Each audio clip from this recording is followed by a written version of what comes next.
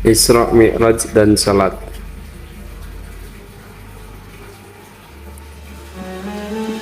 Isra dan Mi'raj Nabi Muhammad SAW adalah peristiwa yang sangat agung.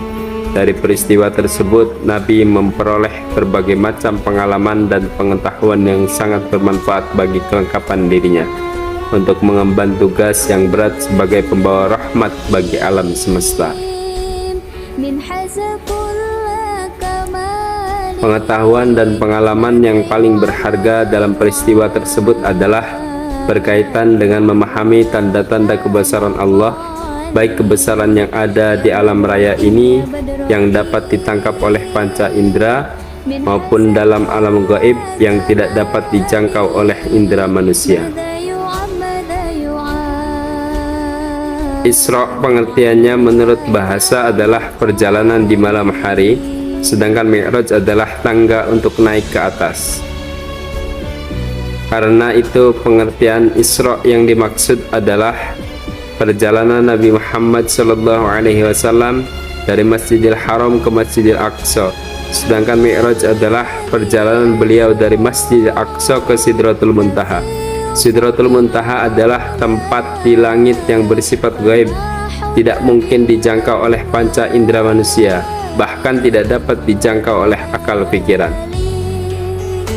Di antara tujuan disarankannya Nabi Muhammad SAW adalah agar beliau mengetahui secara mendalam tanda-tanda keagungan Tuhan, kekuasaan dan kasih sayangnya terhadap semua makhluk. Peristiwa ini disebutkan dalam Al-Quran. A'udzu billahi minasyaitonir rajim. Subhanalladzi asra bi'abdihi lailan minal masjidil haram ilal masjidil aqsa alladzi barakna haulahu linuriyahu min ayatina innahu huwas samiul basir. Maha suci Allah yang telah memperjalankan hambanya pada suatu malam dari Masjidil Haram ke Masjidil Aqsa yang telah kami berkahi sekelilingnya agar kami memperlihatkan kepadanya dari tanda-tanda kebesaran kami. Sungguh Dia Maha mendengar lagi Maha mengetahui. Dalam peristiwa Isra Mi'raj, sebagaimana disebutkan berbagai kitab tarikh dan kitab hadis, Nabi Muhammad SAW dan umatnya diperintahkan untuk melaksanakan sholat 5 waktu, sehari semalam. Peristiwa Isra Mi'raj menurut para ahli sejarah, selain disebutkan dalam kitab al-hadis, juga diisyaratkan Al-Quran pada awal surat An-Najm. A'udzu billahi minasyaitonir rajim. Wan najmi idza hawa ma dhalla sahibukum wa ma ghawa wa ma yantiqu 'anil hawa in huwa illa wahyu yuha 'allamahu syadidul quwa dzu mirratin fastawa wa huwa bil ufuqil a'la thumma dana fatadalla wa kana qaba qausaini aw adna wa auha ila 'abdihi ma auha.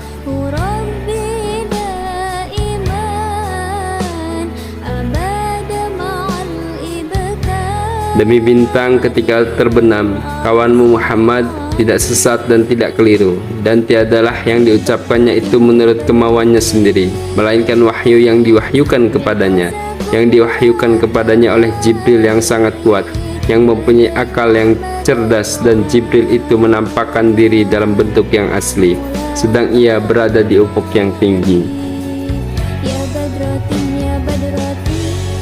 Kemudian dia mendekat, lalu bertambah dekat lagi. Maka jadilah dia dekat pada Muhammad sejarak 2 ujung busur panah, atau lebih dekat lagi. Lalu ia menyampaikan kepada hambanya Muhammad apa yang telah Allah wahyukan. Dengan diperintahkannya salat 5 waktu bagi Nabi Muhammad SAW dan umatnya pada malam Isra Mi'raj tersebut, dirasakan betapa pentingnya ibadah salat harus ditegakkan oleh setiap pribadi muslim. Dalam Al-Quran banyak disebutkan perintah agar menegakkan salat. Perintah itu diulang berkali-kali sampai lebih dari 80 kali. Di dalam hadis juga banyak disebutkan agar setiap muslim mengerjakan salat dengan baik di mana saja mereka berada.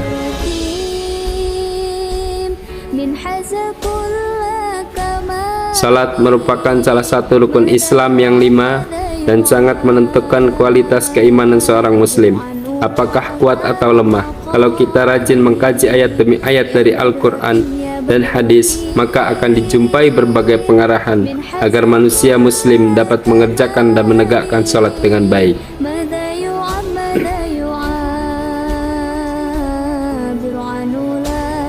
Salat yang baik dan benar adalah salat yang dikerjakan dengan memenuhi syarat dan rukunnya, serta ketentuan-ketentuan lainnya, diikuti dengan gerakan kejiwaan dan disertai rasa khusyuk dan keikhlasan yang mendalam.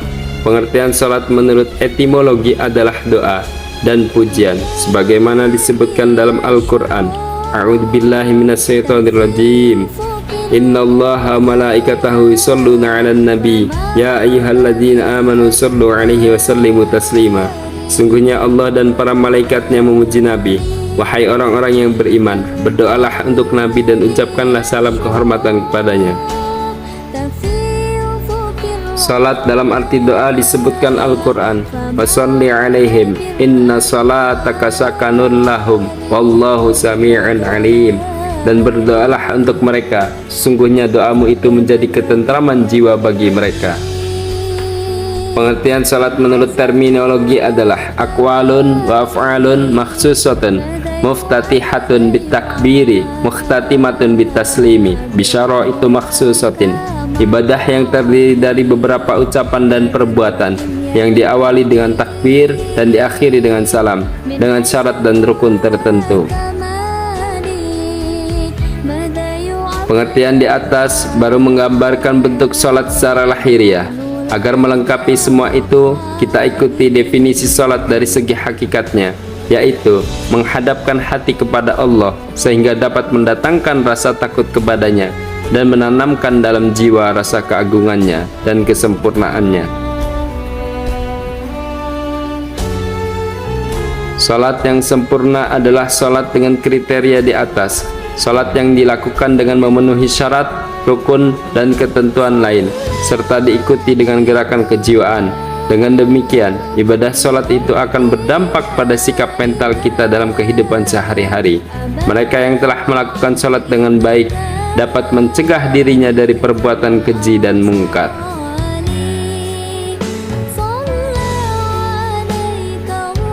Dengan ketentuan-ketentuan salat yang disebutkan di atas, insya Allah kita akan terhindar dari segolongan orang yang mengerjakan salat, tetapi pada hakikatnya mereka tidak salat. Nabi Muhammad SAW menyindir kelompok ini dalam salah satu hadisnya.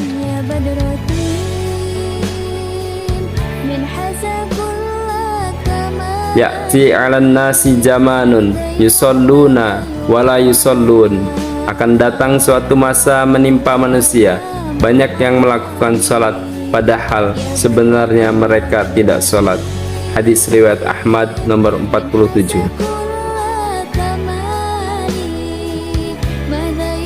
Dengan memperingati Isra Mi'raj ini, semoga kita dapat meningkatkan salat kita sebaik mungkin sehingga dapat meningkatkan takwa kita kepada Allah Subhanahu wa taala. Amin amin ya rabbal alamin.